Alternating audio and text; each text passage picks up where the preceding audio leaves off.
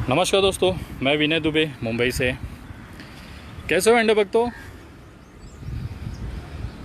सुधरे कि बिगड़े ही हुए हो? आज भी चौकीदार हो या फिर डॉक्टर इंजीनियर बन गए?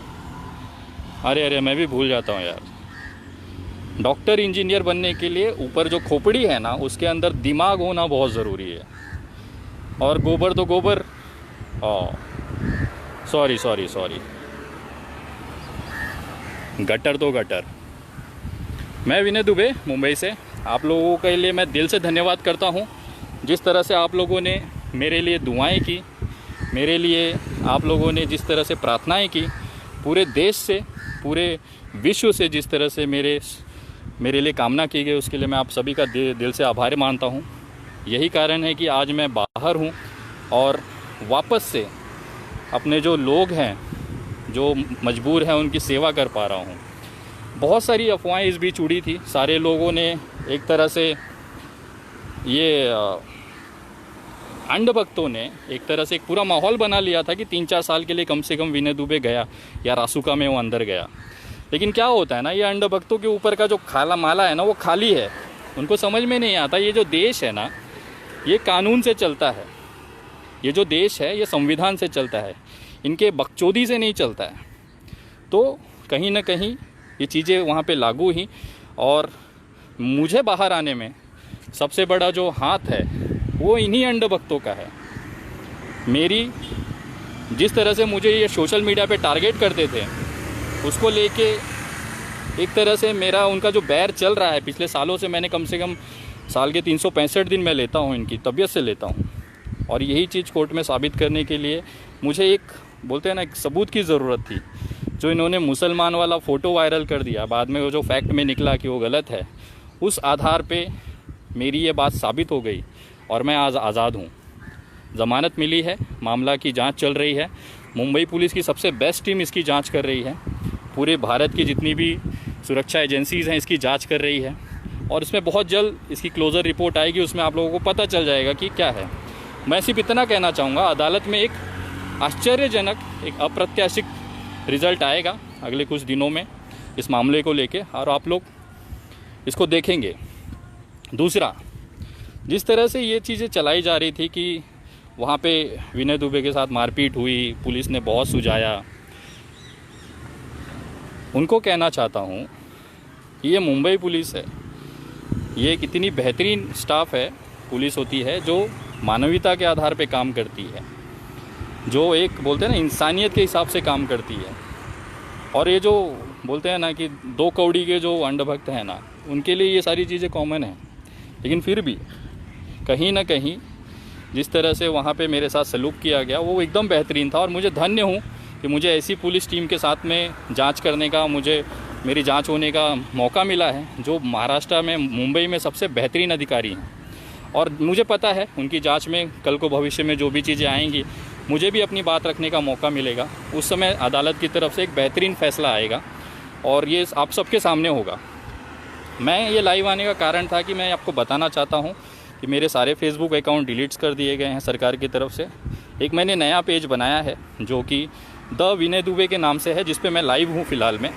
आप उस पर जुड़ें और जिस तरह से आप लोगों ने पूरे देश से प्यार और स्नेह दिया था, वैसा ही प्यार और स्नेह इस पेज पे आप जुड़ के आप लोगों तक मेरी बात पहुंचाएं। सबसे इम्पोर्टेंट बात ये थी, जिस तरह से माहौल बनाया गया, टीवी डिबेट चलाए गए, कहीं ना कहीं मुझे एक चीज़ का गर्व है कि शायद मेरे जेल जाने के बाद, जिस दिन मैं जेल गया उसके तुरंत बाद, पूरे देश में मज़दूरों को जो भुखमरी थी, मज़दूरों को लेके जो एक, बोलते हैं ना कि अनदेखापन था, वो लोगों की नज़र में आया। और पुलिस ने ये माना है कि मैं एकमात्र ऐसा व्यक्ति हूँ पूरे भारत में जिन्होंने मज़दूरों को लेके इस तरह का मूवमेंट, इस तरह की बयानबाजी, इस तरह की उनकी आवाज़ उठाने का जो मैंने प्रयास किया, जिसका रिज़ल्ट था कि मुझे जेल हुई। उसके बाद कहीं ना कहीं इन मज़दूरों को, महाराष्ट्र हो चाहे दूसरे राज्य हों, उनको रोज़ भोजन और राशन मिलना शुरू हो गया। तो कहीं ना कहीं मुझे एक संतुष्टि थी कि भले मैं जेल हूँ, लेकिन उसकी वजह से आज मेरे लाखों, हज़ारों जो मज़दूर भाई हैं, उनके पेट में 2 वक्त का निवाला जा रहा है। उसके साथ में ही मैंने जो मुद्दे उठाए थे, लोग मुझे अंधभक्त बोलते हैं कि तेरी क्या औकात है, विनय दुबे कौन है, क्या कर सकता है, तेरे को कौन जानता है। तो मैं बताना चाहता हूँ कि विनय दुबे वो व्यक्ति है जिसके नाम के लिए पूरे भारत के सभी भाषाओं में 24-24 घंटे लगातार 3-3, 4-4 दिनों तक न्यूज़ चली है। विनय दुबे की वो औकात है। सोशल मीडिया पे लगातार 3 दिनों तक ट्रेंड हुआ हूँ, ट्विटर वगैरह पे टॉप ट्रेंडिंग में मैं रहा हूँ। विनय दुबे की औकात वो है। लगभग जिस तरह से पूरे देश के मज़दूरों में एक जो उम्मीद जगी, वो संख्या लाखों में है, करोड़ों में है। चाहे वो गुजरात का हो, चाहे महाराष्ट्र में हो, चाहे उत्तर प्रदेश में हो, चाहे साउथ में फंसा हुआ एक मज़दूर हो, उसको एक आस जगी कि विनय दुबे नाम का लड़के ने हमारे लिए आवाज़ उठाई, हमारे लिए जेल गया। और उसके बाद जो उनकी जो दुआएं चालू हुई हैं मेरे लिए, पूरे देश से लाखों की संख्या में व्हाट्सएप मैसेजेस आए, लाखों की संख्या में, और सभी ने दुआएं की कि आप सुरक्षित बाहर आ जाएं। आपने उन गरीब मज़दूरों की आवाज़ उठाई है जिसको कोई नहीं देख रहा था। आज शायद आपकी वजह से उनको निवाले मिल रहे हैं, उनके पेट में भोजन जा रहा है। और ये सबसे बड़ी एक संतोषजनक बात थी मेरे लिए। और ये मेरे लिए एक अच्छी चीज़ थी कि मेरे जेल जाने के 5 दिन के अंदर अंदर केंद्र सरकार, इतनी ताकतवर सरकार, उसको ये बात मानना पड़ा कि हमें मज़दूरों के लिए काम करना पड़ेगा, मज़दूरों को अपने परिवार के बीच, अपने लोगों के बीच पहुंचाना पड़ेगा। और उन्होंने बस और ट्रेनें चलाने की जो प्रक्रिया थी उस पर काम करना शुरू किया। और आज नतीजा ये है कि 13 दिन बाद जब मैं जेल से छूटा 28 तारीख को, और उसके बाद से ट्रेनें चालू हो गई, लोग श्रमिक एक्सप्रेस के नाम से लोग अपने अपने घर जा रहे हैं। लेकिन एक दुखद पहलू ये भी है कि जिन मज़दूरों ने देश के अर्थव्यवस्था को एक नंबर बनाया, आज उन्हीं मज़दूरों से पैसे लिए जा रहे हैं। टिकटों के नाम पे 700 रुपये का चार्जेस लिया जा रहा है, जो बहुत ही दुखद है। अगर इनके पास पैसे होते तो फिर ये क्यों परेशान होते। 700 रुपये का टिकट एक मज़दूर से, वो भी इस परिस्थिति में जब भुखमरी, लॉकडाउन की वजह से उनके पास खाने के पैसे नहीं हैं। ये एक सरकार का अमानवीय चेहरा है। और इस पर मैं बोलता रहूँगा, क्योंकि जो चीज़ें गलत हैं वो हमेशा मेरे तरफ से उसका विरोध होता रहेगा। जेल वगैरह, मुझे एक चीज़ याद आ रही है, वहाँ पे एक पुलिस अधिकारी थे, उन्होंने कहा मुझे कि विनय तू परेशान मत हो, ये जो पिंजरा होता है ना, पिंजरा, जेल जो होती है ना, जेल, ये शेरों के लिए होती है। कभी तूने देखा है क्या कुत्तों को पिंजरे में रखते हुए? तो कहीं ना कहीं वो हिम्मत मुझे मिलती थी कि शायद मैंने, और ये लगभग सभी को पता था कि मैं कोई गलत काम करके नहीं आया हूँ जेल में। मैंने उन मज़दूरों की आवाज़ उठाई, खास करके उन उत्तर भारतीय लोगों की आवाज़ उठाई जिनका कोई पूछने वाला नहीं था। और आज उसी का फल है कि जो अपने ट्रेनों में बैठ के घर जा रहे हैं, और एक उनके चेहरे पे जो मुस्कान है, उसमें जो एक आशीर्वाद निकलता है, वो विनय दुबे के पास पहुंच रहा है। और कहीं ना कहीं बहुत सारे मैसेजेस आए कि विनय जी, अगर आप जेल नहीं गए होते तो शायद आज जो सरकारें ये बस और ट्रेन के बारे में बात कर रही है, तो शायद ये नहीं हो पाता। मेरी कुर्बानी बेकार नहीं गई, इसका मुझे एक संतुष्टि है। और मुझे एक गर्व है इस चीज़ का कि मेरे जेल जाने की वजह से आज लाखों की संख्या में, आज करोड़ों की संख्या में जो परिवार एक दूसरे से बिछड़े हुए हैं, एक पिता अपने बच्चों से बिछड़ा हुआ है, एक बाप अपने माँ बाप से बिछड़ा हुआ है, पिता अपने पुत्र से बिछड़ा हुआ है, अपने परिवार से बिछड़ा हुआ है, अगले कुछ दिनों में वो अपने परिवार के बीच होगा। और ये मेरे लिए सबसे बड़ी संतुष्टि की बात है। लेकिन अंधभक्तों के नसीब में ना खुशी है ही नहीं। जब से ये 2014 से सरकार आई है, बेचारे हमेशा रोते हैं। 365 दिन मैं लेता हूँ अंधभक्तों की, तबीयत से लेता हूँ। और मैं उसी के लिए कुख्यात हूँ, विख्यात नहीं बोल सकते, कुख्यात हूँ कि मैं तबीयत से अंधभक्तों की लेता हूँ। मेरे जेल जाने के बाद 13 दिन तक ये अंधभक्त तांडव मचाते रहे अपने हिसाब से, लेकिन कुछ बिगाड़ नहीं पाए। मेरे को एक ही तसल्ली नहीं, इतनी करोड़ों की संख्या में अंधभक्त हैं, उसके बावजूद भी ये कुछ कर क्यों नहीं पाए। ये जिस तरह से मुहिम चलाई थी कि मुझ पे गंभीर धाराएं हैं, वाकई गंभीर धाराएं थी मुझ पे ऐसी धाराएं थी कि जिसमें जमानत नहीं हो पाती थी। लेकिन मैंने ये साबित करने की कोशिश की कि मेरी ये जो बैर है, मेरी जो लड़ाई है, सोशल मीडिया पे गाली गलौज, माँ बहन की गाली गलौज करने वाले, महिलाओं को बलात्कार की धमकी देने वाले उन अंधभक्तों, केवल उन अंधभक्तों के साथ में है जो ये गाली गलौज करते हैं। बाकी मुझे किसी राजनीतिक दल या किसी पार्टी से मतलब नहीं है। और ये बात साबित करने के लिए मेरा सबसे बाहर आने का जो जमानत होने का सबसे बड़ा कारण था कि ये मैं प्रूफ नहीं कर पा रहा था। और अचानक से मुझे पता था, मैंने अपने एडवोकेट को कह रखा था कि भाई आप शांति से बैठो, ये अंधभक्त हैं और ज़रूर गलती करेंगे, और उस गलती का वेट करो, ये गलती करेंगे और उसके बाद मैं ज़मानत मिल जाएगी मुझे। और इन्होंने वाकई वो गलती कर दी। इन्होंने जिस तरह से मुसलमान बता के मेरा फ़ोटो वायरल कर दिया और ये चीज़ साबित हो गई। 2000 साल पुराना मैंने दस्तावेज कोर्ट में वहाँ पे हाजिर किया, सारे दस्तावेज मेरे देखे गए, जिसमें कि पता चला कि मैं कितने ही सदियों से पीढ़ियों से एक हिंदू हूँ। और ये चीज़ वहाँ पे क्रैश हो गई और वहाँ पे ये चीज़ निकल के आई कि ये पर्सनली टारगेट किया जाता है। जिस तरह से उसको लेके मेरी बात साबित हो गई कि अंधभक्त जो मुझे पर्सनल मेरी फैमिली को अटैक करते हैं, टारगेट करते हैं, उसी का नतीजा है कि मैं अंधभक्तों की तबीयत से लेता हूँ। और ये चीज़ वहाँ पे प्रूफ होने के बाद मेरा केस हल्का हो गया और उसके बाद मैं बाहर हूँ आज। और मैं उनके लिए भी धन्यवाद करना चाहूँगा। अगर आप लोगों ने ये मुसलमान वाला कॉन्सेप्ट नहीं चलाया होता तो शायद मेरी ज़मानत नहीं हो पाती, मैं लगातार 2 साल 3 साल तक जेल में रहता था। लेकिन ये आप अंधभक्तों की मेहनत है जो इस तरह से वायरल किया और उसका फ़ायदा मुझे मिला। इसके लिए मैं आप अंधभक्तों का भी धन्यवाद करना चाहता हूँ कि आप लोगों की वजह से आज मैं खुली हवा में सांस ले पा रहा हूँ। और जिस तरह से मीडिया में चलाया गया, ख़ास करके सुधीर चौधरी जी न्यूज़ वाले भाई साहब, मुझे लगा था कि मैंने जो आपको पिछली बार बरनौल का जो ट्यूब दिया था ना, उससे आपकी जलन कम हुई होगी। और आज देखिए आप फिर से मेरा जो नाम ले लेके आपने जिस तरह से देशद्रोही तक घोषित करने की कोशिश की।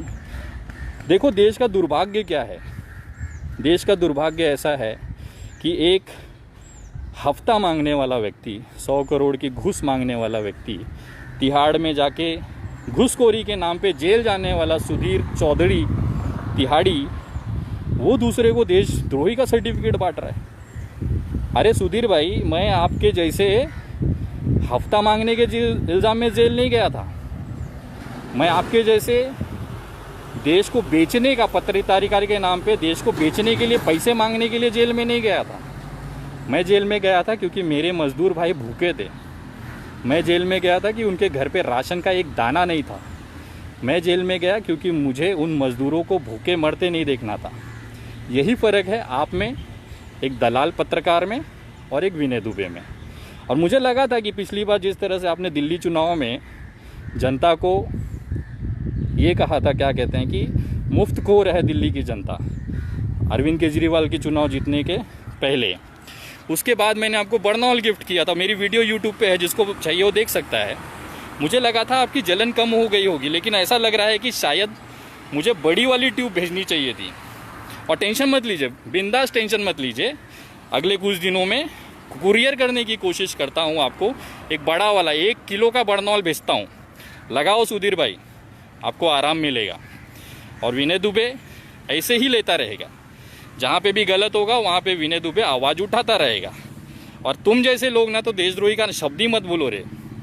तुमसे जैसा बिकाऊ देश को बेचने वाला इस देश में नहीं मिलेगा।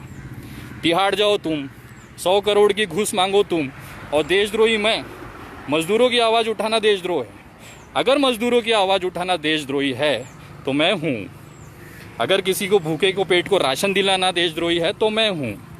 मैंने यूट्यूब पे बहुत सारी वीडियोस देखी कि बहुत सारे मज़दूरों ने जगह जगह वीडियो बना के पोस्ट किया, डाला कि आज उत्तर भारत के, खास करके उत्तर प्रदेश, बिहार और पश्चिम बंगाल के मज़दूरों ने, कि कोई तो है विनय दुबे करके जो हमारे परिवार के लिए, हमारे लोगों के लिए वहाँ पे खड़ा है।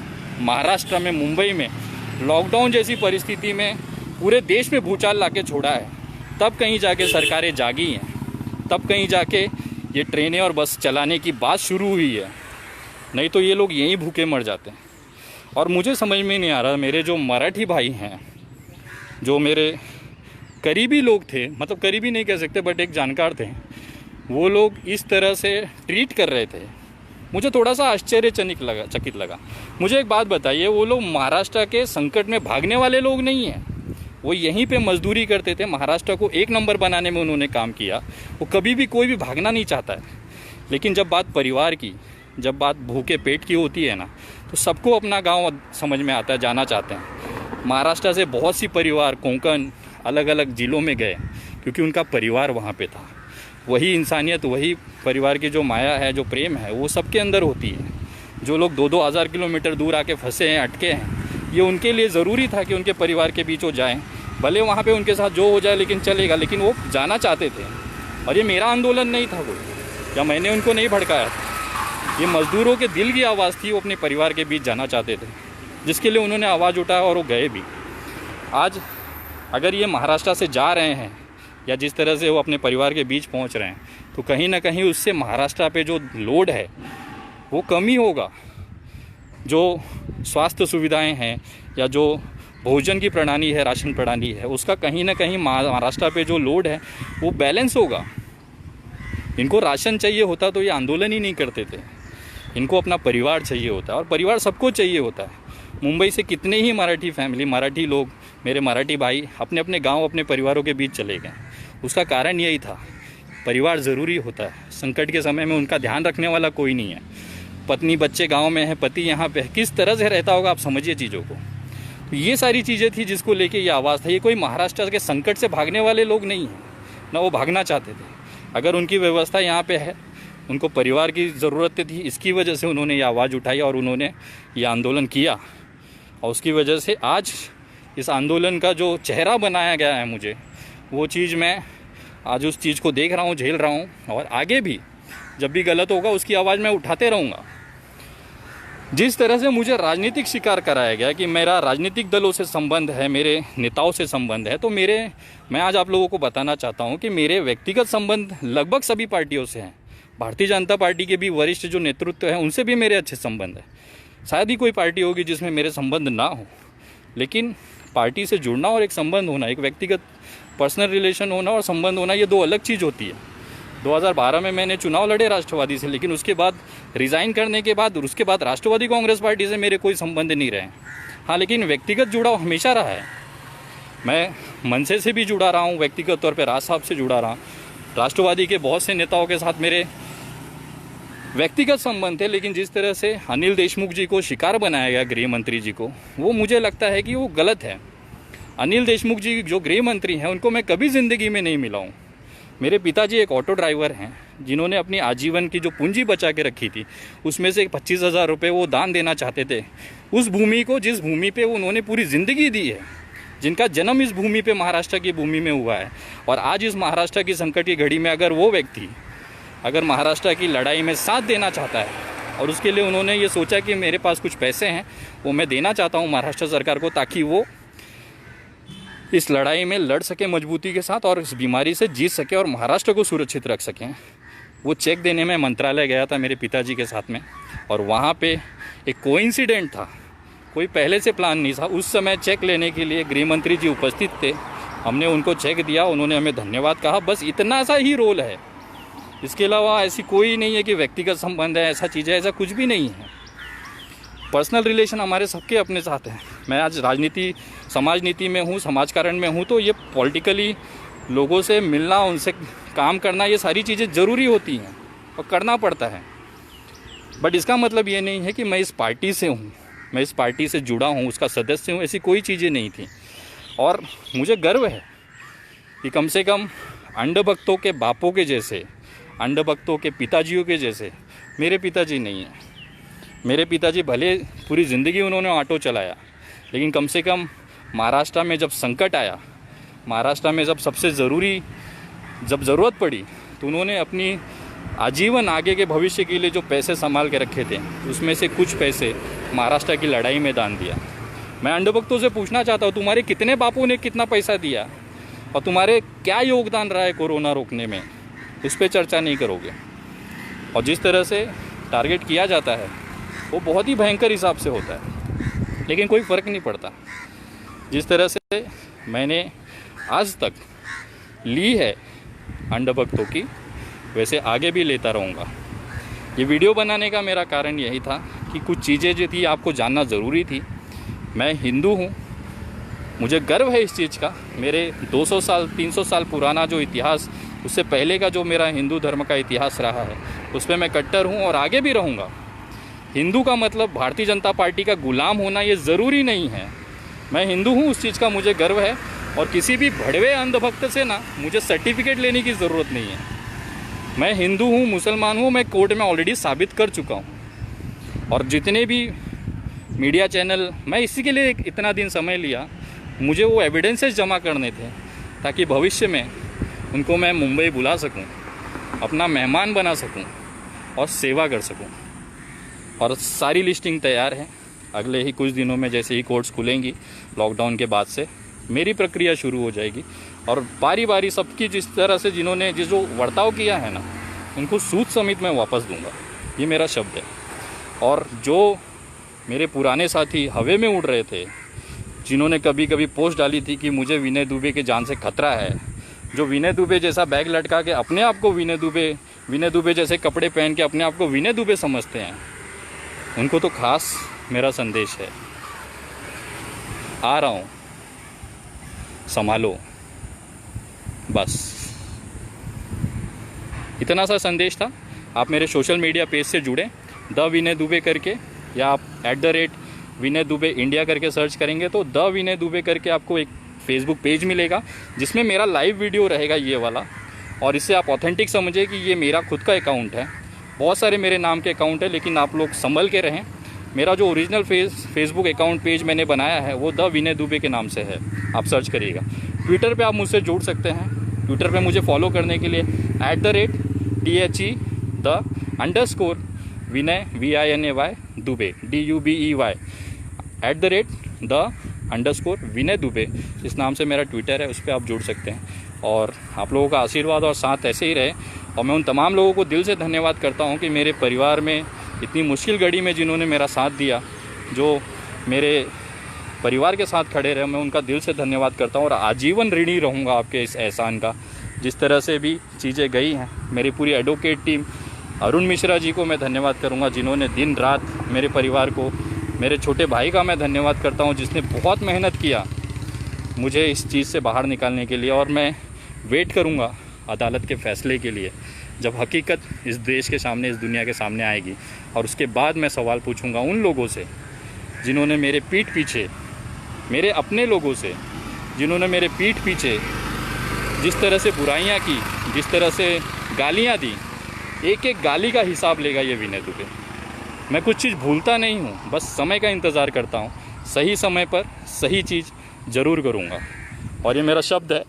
और मैं उन तमाम मेरे मज़दूर भाइयों से कहूँगा, और ख़ास करके केंद्र सरकार से निवेदन करूँगा और उनको धन्यवाद करूँगा, केंद्र सरकार जी को, माननीय प्रधानमंत्री जी को धन्यवाद करता हूँ कि आप लोगों ने मज़दूरों के लिए सोचा, ये उनको अपने घर पहुँचाने के लिए जो कदम उठाया, सराहनीय कदम उठाया, उसका मैं धन्यवाद करता हूँ, आभार मानता हूँ। और लेकिन एक छोटी जानकारी ये भी देना चाहता हूँ कि जो रेलवे चल रही हैं वो केंद्र सरकार के अधीन में है, उसमें राज्य सरकार का कोई रोल नहीं होता है। तो जो टिकटें वगैरह की जो खरीदी होती है, जो पैसे लिए जाते हैं, वो केंद्र सरकार की तरफ से लिए जा रहे हैं। तो उनको मैं निवेदन करूंगा कि ऑलरेडी ये मज़दूर बेचारे मजबूर हैं, इन पे इतनी तो दया करिए। 100-500 रुपये से कुछ फ़र्क नहीं पड़ जाएगा सर, इनको जाने दीजिए। अगर आप ले जा रहे हैं, जा ही रहे हैं लेके, तो कम से कम इन्हें निःशुल्क लेके जाएँ ताकि इन पे दबाव ना बने। और मैं आप लोगों की कर्म की, खास करके महाराष्ट्र सरकार का दिल से धन्यवाद करना चाहूँगा, जिस बेहतरीन तरीके से कोरोना से ये लड़ रहे हैं। शायद ही पूरे देश का कोई राज्य इतनी खूबसूरत तरीके से, इतनी मेहनत से लड़ रहा होगा। और मुझे आशा है जल्दी हम लोग कोरोना जैसी बीमारी से बाहर आ जाएंगे। मैं सभी लोगों से निवेदन करूँगा, अपने घरों में रहें, सुरक्षित रहें और अपने परिवार का ध्यान रखें। ये पल वापस नहीं आएगा, अपने परिवार के साथ उसे एंजॉय करें। और अपना आशीर्वाद और प्यार मुझे इस तरह से रखें ताकि आगे भी जब भी गलत हो, विनय दुबे छाती चौड़ा करके वहाँ पे डंके की चोट पे खड़ा मिले। इतना आशीर्वाद, इतनी हिम्मत मुझे देते रहें। मेरे पेज से जुड़ें, अपनी बातें वहाँ पे रखें, मेरी बातें आप सुनें और देश को स्वर्णिम बनाने में मेहनत करें। जय हिंद, जय महाराष्ट्र।